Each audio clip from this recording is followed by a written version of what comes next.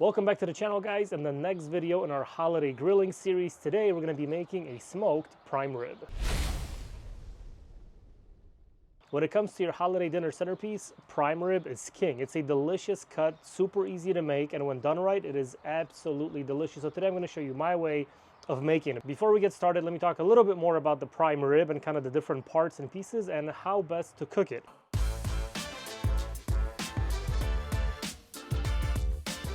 So to start, we've got this beautiful 8-pound rib roast, and this is actually where ribeye steaks are cut from. So you can see the eye of the ribeye, you've got the ribeye cap or the spinalis, and then what makes this different is that it has the rib bones still attached. So usually they'll have 3 bones, just like you see here, 1, 2, and 3. And then you've got the roast sitting right on top of the bones. This time of year, most grocery stores and butcher shops will have them in stock just like this with the 3 bones attached, but some stores will have it without the bones or might have smaller cuts with just the 2 bones, but it's all basically the same thing, just varied by size and how many bones are still attached to it. When it comes to cooking method, there's a whole bunch of different ways you can prep these. My go-to method is to make it a little nicer looking. So what we're gonna do is I'm gonna French the bones, meaning we're gonna expose them so they have that nice presentation at the end. We're gonna apply a delicious compound butter on top, smoke it low and slow, and it's going to be delicious. To start the process, I'm going to trim around the bone. So as you can see, this is the eye of the ribeye. This is the nice big beefy part. The bone goes right here, and then what we're gonna do is remove this triangular section to expose the bones on this side, and then we'll remove the fat and the little bit of meat in between the bones to expose them. To start the process, you can see where this kind of fat seam runs across the rib roast, so you can even just start to separate this with your fingers. You can see it comes right up. Just want to take your time here. There you go. Just go all the way across, and then you can take your knife and then just see where it goes on this side, and we're gonna cut down and across just like this. Now this step is not really required. You can cook it whole as is, but again, this just makes for a little nicer presentation at the end, especially if it's going on your holiday dinner table. So we've got our eye of ribeye, the bones. We're gonna cut this a little bit more here. There we go. Now you don't want to cut all the way through. I still want the bones attached on this bottom section. So this is probably as far as you want to go. And then just remove this top section right here. And you can see exactly how far you have to cut here. Cut it here. So this is what we removed. It's mostly this hard fat. There's a little bit of meat in here. So what I'm going to do with this is just cut off this hard fat pieces, cube up the meat, throw this in my freezer, and this is good for a stir fry, or just cook it up with some eggs in the morning to do like a steak and eggs type of thing. Don't throw it out, just trim it and save it for future use. Next step is to French the bones. So all that I'm gonna do is just cut alongside and in between each bone to remove these small pieces to expose the bones. So again, we're going for a really nice presentation at the end. You don't have to do this step, but if you really want to impress your guests, this is a great way to do that. There we go. Look at that's already looking really cool just with the bones sticking up. Still gonna clean this up a little bit more. You want to remove as much of the meat from these bones so they look super clean once they're cooked. All right, so my bones are Frenched. Our prime rib is looking really nice. So next I'm going to remove the silver skin and fat cap that's on this side. A lot of it is just kind of harder, stringy fat, not really that good. Plus we're going to apply our compound butter, so we don't really need all this fat. So a lot of it will just kind of peel off on its own, and whatever doesn't, just take your time and trim it off. And as you can see, none of it is the kind of fat that you want to eat. So we'll pull this off and expose the meat as much as we can. Remember, we're going for a really nice presentation here. So take your time, get your prime rib looking nice. All right, so our prime rib is trimmed up and looking really nice. The one thing to keep in mind when you're trimming these at home is there's this fat cap that runs right here on top, and this is the fat cap that goes inside through the prime rib that separates the cap from the eye. So don't trim this too much or too deep, because otherwise you'll start separating the cap from the eye. So this is pretty much as deep as you want to go, but otherwise just remove the silver skin, any other hard fat that's on both sides, and yeah, this thing is looking pretty nice. Next up, before we season it and apply our compound butter, I'm going to tie our roast up, and the reason for that is after you French the bones and remove this top section,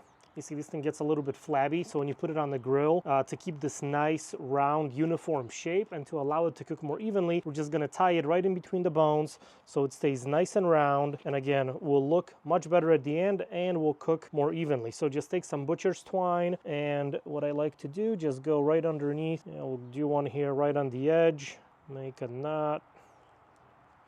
So now we'll go with the in between these first two bones to pull this side in, and then I'm gonna tighten everything up and do the last one on this side. Prime rib is trimmed, prepped, ready to go. So next I'm going to prep my garlic butter to go on top. So let me move this out of the way, and we can get started on our compound butter. To start, I have 3 sticks of unsalted room temperature butter. You want to leave this out for a little bit on your countertop so it softens up. This one's almost there. It just makes it easier to work with. To my butter, I'm gonna add some fresh herbs. So we'll start with a couple sprigs of rosemary. And for this compound butter, I like to remove kind of the tips. Don't use the stem. We'll do the other one. Okay, so about, I don't know, about that much. Again, you can adjust this as you go, doesn't have to be exact. And then I'll just roughly chop it up. Here we go, that's looking pretty good. I'm gonna add this into my butter. Next, I've got some fresh thyme. Again, we'll go with a couple of sprigs. And same as the rosemary, we're not gonna use the stems. They're already pretty small, so you don't have to chop anything up. Just add this right into your butter mixture. And last, I'm going to add a couple tablespoons of minced garlic. And I'm using the jarred stuff. That's what I have on hand. I'm going plenty of garlic because it's delicious on prime rib. Now just take a fork and mesh everything together. So this is why you want to work with softened butter or room temperature butter. Just makes it easier to combine everything. Not like my butter that's still a little hard. There's one more ingredient that I forgot about. I'm going to add my steak seasoning to my compound butter. So this has the salt, pepper, garlic. So we'll go with plenty of the steak rub. It doesn't help that we're outside and it's like 30 degrees, which is keeping this butter a little firm. All right, so I put this in the microwave for about 10 seconds, softened it up just a bit, and this is what you're going for. A nice pasty consistency. Everything's mixed together, nicely incorporated. You can see the herbs, the steak seasoning. So now we can season our prime rib. Put this guy front and center. So this is how it's going to cook. I have the bone, the bottom sections of the bone on the bottom. So this will sit on the bottom of the grill on the grates to help protect it from the heat coming up. And then we'll have the meaty part right on top, the bone sticking out to the side here. So now just take your butter and we'll just start applying it right on top. So what's gonna happen as this thing is cooking, this butter will melt and just kind of self-baste our prime rib with the herbs and the seasoning, and it's going to be delicious. And don't worry, I know a lot of people will think that the spices, the herbs will just drip off, but most of it will stay on, and you'll see as this thing is cooking and when it's done. So it's a perfect way to season our prime rib and also provide additional fat on the outside to keep it super juicy, just like that. All right, so this is what you're going for. Again, nicely coated with the butter on the top, on the sides. The bottom is the bone, so I'm not really worrying about that too much. And as this butter melts, it'll just cover it even more with the herbs and the seasonings. If you're making this at home, you can also prep this, do this part the night before. So the day of, you just kind of take it out of the fridge, drop it on your grill, or do it in the oven. Before I put the prime rib on the grill, I'm gonna put my meat thermometer inside. This is the Meter Plus wireless probe. This will just help monitor the internal temperature so I know when to pull it off. Anytime you're using meat thermometers, you want to put them right in the thickest part of your roast, dead center. So we're gonna go right here in the center of the eye of our ribeye, push it in, and now this thing is ready to hit the grill.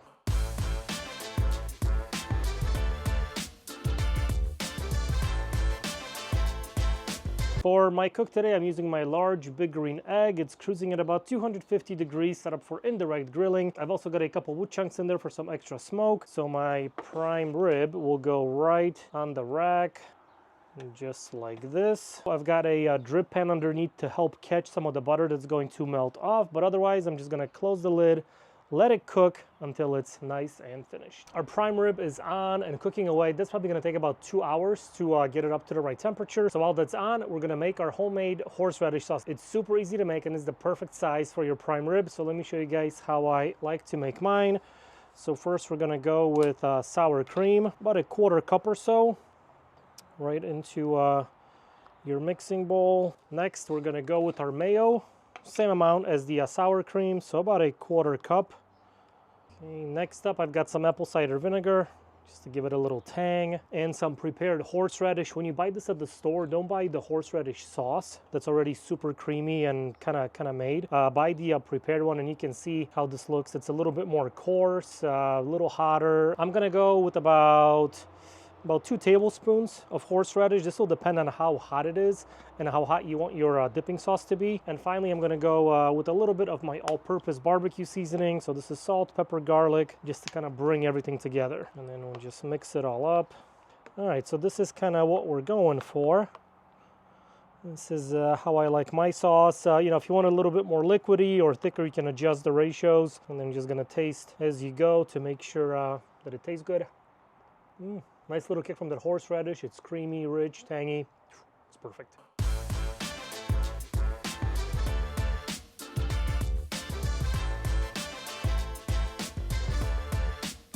All right, our prime rib is done, rested, which is another important step. So we took it to 120 internal. I brought it inside and it rested for a good 25 minutes to stop the cooking process, let all the juices redistribute, and check this thing out. It is looking absolutely amazing. You've got the bones, beautiful color on the outside. You can see the herbs, the seasoning. Now just imagine you put this on your holiday dinner table. Whew, I know that's a centerpiece. To start carving the prime rib, I'm gonna remove our butcher's twine first and just make the process a little bit easier. And then these just peel right off. Here's the second one. And the last one. Now the best way to carve these is to first cut the bones away from the roast. So as you can see, the bones go right here, plus you get the bony section here in the back. So I'm gonna take my knife and cut kind of right down this line and right down here to separate the meat from the bone. Get straight down towards the back. All right, so we've got our 3 bone sections, and now let's get into the roast. I like to put it this way and then just cut slices depending how thick you want it. And let's just take a look and see how we did. We'll cut off the edge here. Ooh, that is looking really nice. And go, let's get right into it. Got a couple more. I mean, that is one juicy prime rib. Look at that. Beautiful color inside. So the awesome part about cooking a whole prime rib roast like this is that everybody can have it exactly how they like it. That center section is going to be a little bit more on the rare, medium rare side, whereas the outside edges are going to be more on the medium side. So if you've got a crowd at your house and some like it medium, some like it medium well, everybody can kind of just come up and take whichever piece they'd like. I like mine more on the medium rare side. So let me get a nice center piece cut right here. Whew. I'm just going to cut off a nice little bite. I'm just gonna try as is. You get the crust, get a little bit of the fat on the outside. Wow, has that really mild smoky flavor to it. Super tender, nice and juicy. You get hit with the herbs, the rosemary, the garlic. Yeah, this is really good. Let me do one more piece just to make sure. Look at that. Super tender. We've got our horseradish sauce, so let's try it with that. Here we go. Let's mix this guy up a little bit. Fresh slice of prime rib. A little horseradish sauce. That's the perfect bite right there. You get that nice kick of that horseradish. Tangy, creamy, smooth. This is really good. I'm telling you guys, if you make your prime rib like this for the holidays, everybody will enjoy it. You don't need a lot of the horseradish sauce, just a little bit. Oh yeah, out of all the holiday dishes, this is definitely one of my favorites because it's really easy to make, just a couple ingredients. Takes about 2 to 3 hours to cook depending on how big your prime rib is. And it is just so tasty. So if you're planning to make one of these at home, don't be intimidated, don't be scared of doing it. Just keep an eye on those internal temperatures, make sure you don't overcook it, make sure you give it enough time to rest after it's done, and it's perfect. Let me go for one more because this is legit really, really tasty. So that's going to be it for this video. If you like what I'm doing, hit that subscribe button, leave a comment, give it a thumbs up, and I will see you guys next time. Wow. So good.